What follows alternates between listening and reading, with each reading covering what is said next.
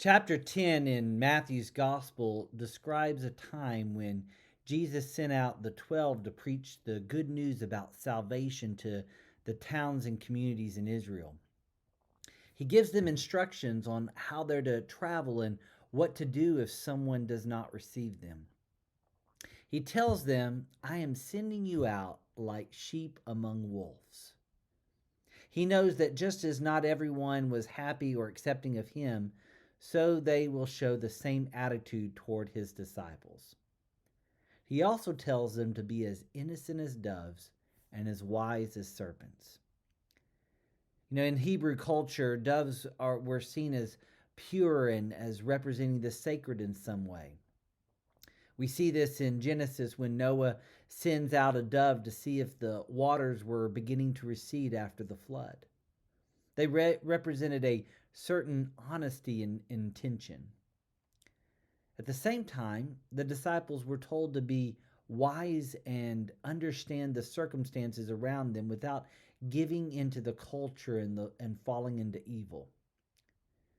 The Apostle Paul says something similar in Romans chapter 16, verse 19.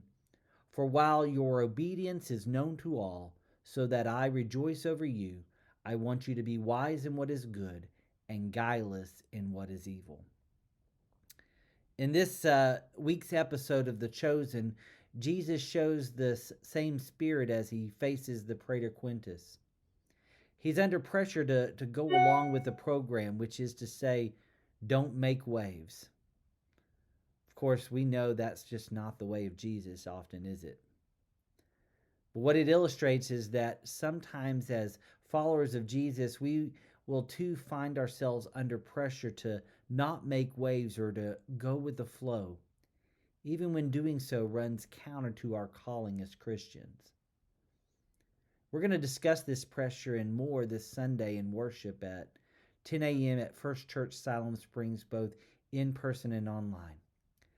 Also want to invite you, if you haven't already, to join us on our Lenten journey, which will be starting here in 2 weeks. We're ordering books for our devotional called A Jesus-Shaped Life. The information's in First Happenings. I hope you'll check that out.